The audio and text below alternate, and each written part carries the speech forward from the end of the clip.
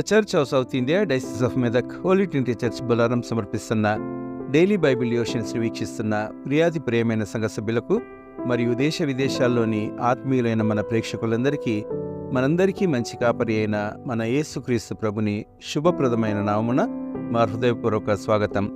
యేసుక్రీస్తు ప్రభు తన శిష్యుడైన పేతురుతో తన ప్రేషితోద్యమాన్ని గురించి ప్రస్తావించిన మాటలు feed my lambs, feed my sheep, నా గొర్రెపిల్లలను మేపుము, నా గొర్రెలను కాయము అనే అంశంపై మన సంఘ సభ్యులు పెద్దలు శ్రీమతి కె సౌందర్య తిలక జోసెఫ్ అమ్మగారు అందించే దైవ సందేశాన్ని ఈనాటి మన వాక్య ధ్యానాలలో వినిపిస్తున్నాం. ముందుగా సందేశానికి ఉపోద్ఘాతంగా ఈ గీతాన్ని విందాం.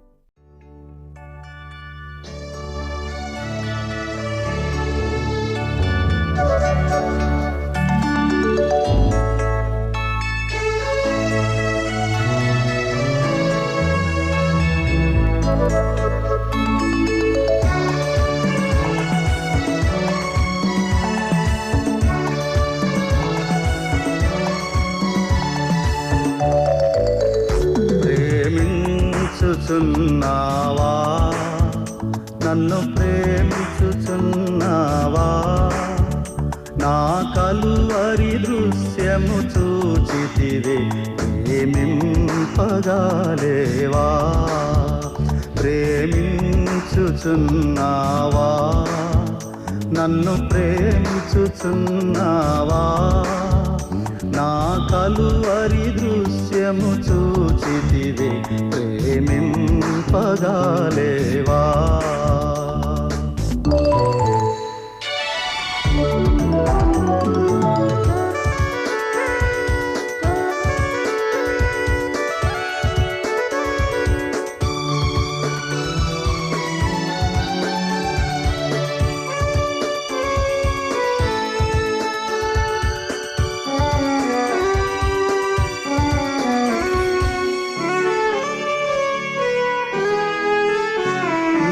శాపమును దీర్పా, నీ పాపమును మోసి, నీ శాపమును దీర్పా, నీ పాపమును మోసి, రక్తంబు సిలువపై కార్చితివి ప్రేమింపగాలేవా. ప్రేమించుచున్నావా, నన్ను ప్రేమించుచున్నావా, నా కలువరి దృశ్యము చూచితివే ప్రేమింపగాలేవా.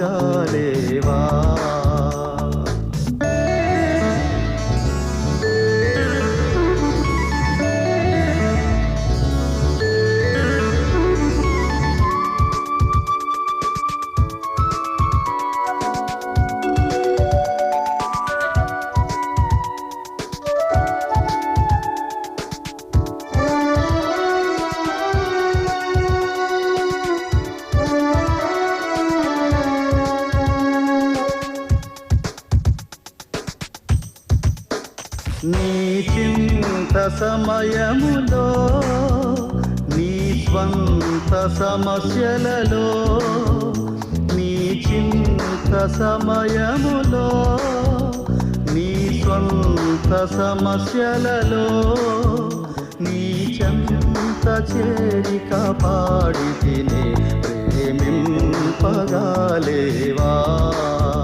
ప్రేమించుచున్నావా, నన్ను ప్రేమించుచున్నావా, నా కలువరి దృశ్యము చూచితివే ప్రేమింపగాలేవా. ప్రేమించుచున్నావా, నన్ను ప్రేమించుచున్నావా, నా కలువరి దృశ్యము చూచితివే ప్రేమింపగాలేవా.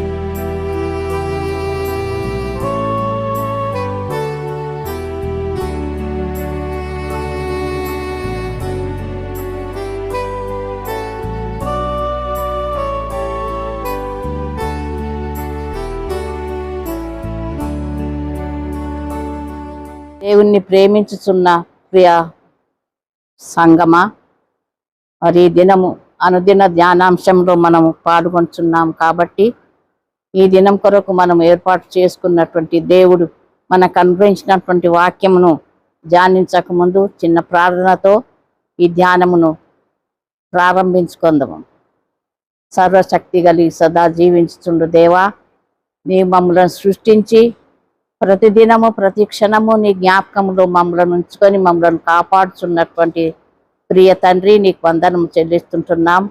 ఈ ఉదయకాలంలోనే నీతో మాట్లాడి నిన్ను ధ్యానించటకు, నీ వాక్యమును ధ్యానించటకు ఇచ్చినటువంటి ఈ సదవకాశం బట్టి నీకు వందనం చెల్లిస్తూ, మేము వినినటువంటి సత్యబోధన అంతటినీ ఆత్మతో గ్రహించి దాన్ని మర్చిపోకుండా నిరంతరం జ్ఞాపకం ఉంచుకున్నటకు నీ జ్ఞానమును మాకు దయచేయమని నేను బ్రతిమలాడి వేడుకొంచున్నాం స్వామి.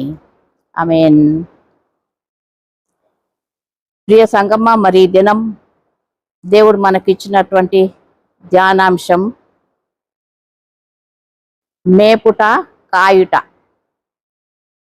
యోహాను సువార్త 21వ అధ్యాయంలో మనం చూస్తే, ఆ అధ్యాయం అంతట్లో చివరి భాగంలో మనం చూస్తే యేసుక్రీస్తు పేతురును చూసి ఏమంటున్నాడంటే, మొట్టమొదటిది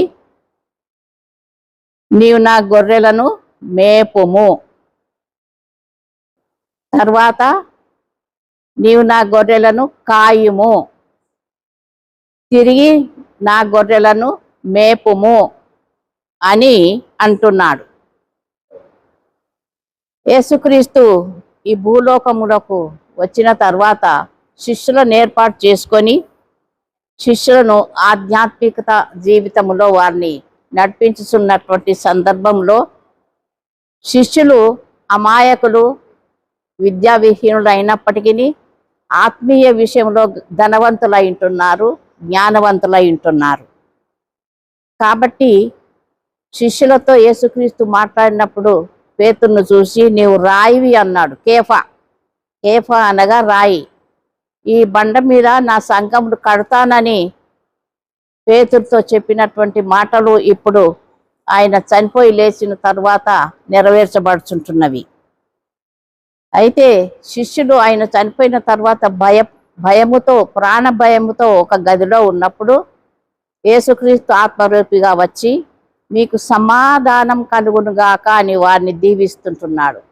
భయాందోళన ఉన్న వారికి సమాధాన పరిస్థితిని తెచ్చేటువంటి దేవుడు పేతురుతో ఏమంటున్నాడంటే, పేతురు తిరిగి వారి యొక్క పాత అనగా చేపలు పట్టేటువంటి ఉద్యోగమునకు తిరిగి వెళ్ళుచున్నట్టు మనం మొదటి వచనంలో చూడగలుగుతాము.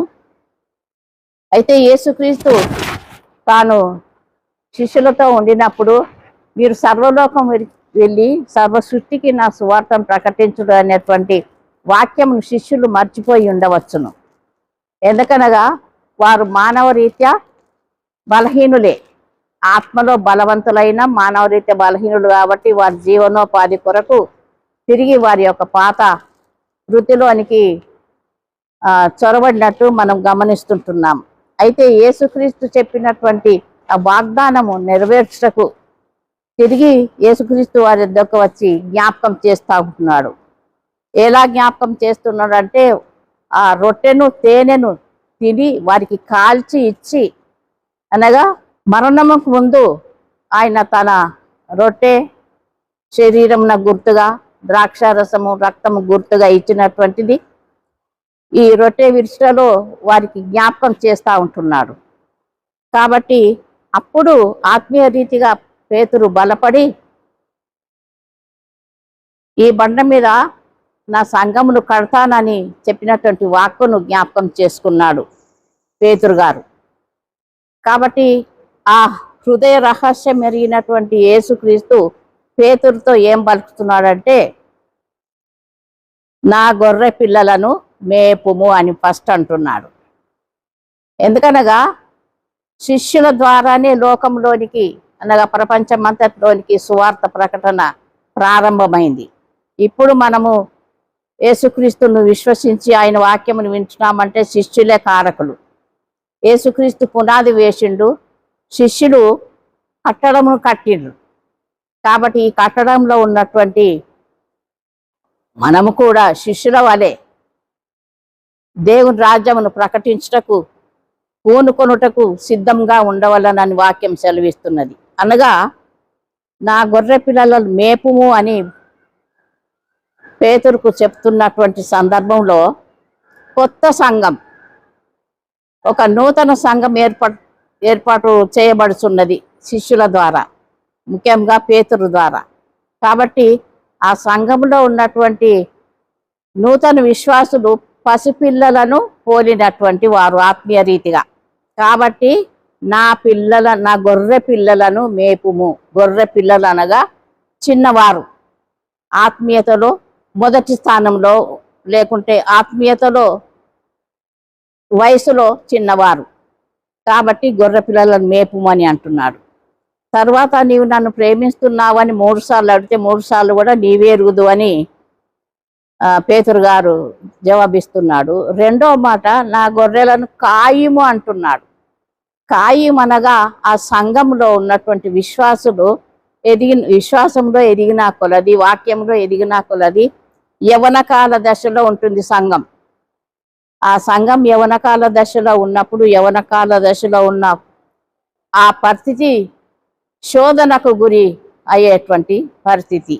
ఎందుకంటే శోధకుడు మన చుట్టే ఉంటున్నాడు. కాబట్టి విశ్వాసులను అవిశ్వాసంలోనికి మళ్లించుటకు ఎన్నో కుతంత్రములు వేసేటువంటి శోధకుడు ఉన్నాడు. కాబట్టి యవన కాలంలో ఉన్నటువంటి ఆ సంఘం, యవన దశలో ఉన్నటువంటి ఆ సంఘం చెదిరిపోకుండా వారిని కాయాల.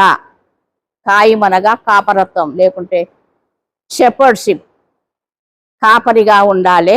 వారు కుడికి కానీ ఎడమకు కానీ తొలగకుండా గొప్ప విశ్వాసం, నా విశ్వాసంలోనే ఎదగాలి ఆ యవన సంఘంను అని దాని యొక్క అర్థమైంటున్నది.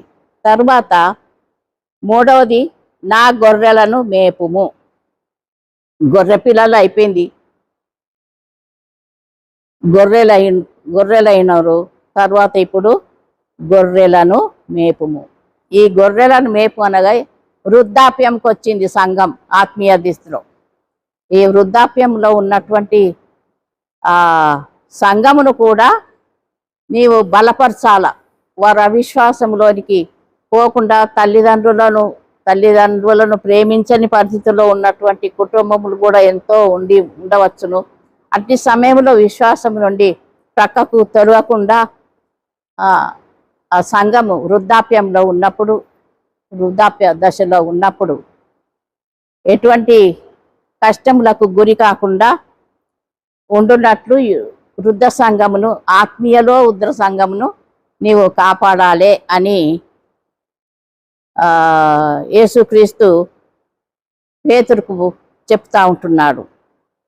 కాబట్టి ఆ వృద్ధాప్యంలో ఉన్నటువంటి పరిస్థితి కూడా చెప్తున్నాడు. నీకు ఇష్టం లేని స్థలంలోనికి నిన్ను తీసుకుపోతారు. కానీ నీవు అనగా వృద్ధాప్యంలో, ఆత్మీయతలో వృద్ధాప్యంలో ఉన్నటువంటి సంఘం ఎటువంటి కష్టములకైనా ఓర్చుకోవాలా అనేటువంటి వాక్య భావం ఇందులో మనకు స్పష్టంగా తెలుపబడుచున్నది.